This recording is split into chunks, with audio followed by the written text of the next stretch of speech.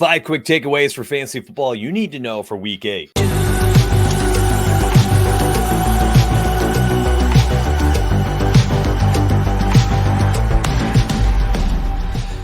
Lamar Jackson is going to be in the MVP hunt once again. He's quietly completed 71% of his passes and averaging 8.1 yards per completion. Both are career highs. He's also on pace for the most rushing touchdowns in his career. On pace for 12. Right now he has 5 through 7 games. He's 4th in fantasy scoring, and he just went nuclear against the Lions in a statement game at home in week 7. Number 2, Bijan Robinson is a scary start weekly. Hear me out. This is not just a week 7 game reaction. More to it. It's not a talent factor. It's a clubhouse factor. Randomly received 1 touch in week 7, one of the most tilting results in recent memory. Reports were that he had a headache, and then Arthur Smith said, "We'll be fine without you. Don't sweat it. Got to get you right." And then they proceeded to not give him a single touch until late in the 4th quarter. For what? They were trying to protect him because of his head, so then they give him a single carry in the 4th quarter? Something's up. Yards per carry had been at 3.3, 7.5, 3.3, and 2.8 in the previous 4 games. I'm concerned they were sending him a message. He's just the 24th ranked scoring running back in all PPR leagues. Be wary. Amon-Ra St. Brown could finish as a top 3 wide receiver. Yes, we all know he's an absolute target monster for games this season. He has 3 touchdowns in his 6 games played, and he's on pace for 136 receptions,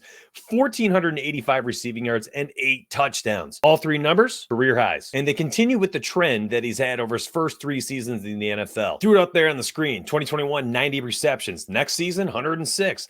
On pace for 136. Rookie year, 912 yards. Last season, 1161. This season on pace for 1485. 5 touchdowns rookie season, 6 last year, on pace for 8 this year. Watch out. Amon-Ra St. Brown is potentially a top 3 wide receiver, especially with the inconsistency of Jamar Chase, the injury to Justin Jefferson, Puka Nacua rising in the Rams offense, potentially capping the ceiling of Cooper Kupp. We might be watching a superstar being created right here, right now. This is not going to be a popular opinion, but number 4, James Cook could ascend to be an RB1. Damian Harris, injured, not in the picture. James Cook gets 16 touches for 102 yards and scores a touchdown. Backup running back Latavius Murray had 6 touches for 28 yards and was mostly irrelevant. The talent has always been there over the last 2 seasons, but the opportunity has not been. 16 touches, quite the opportunity in this offense.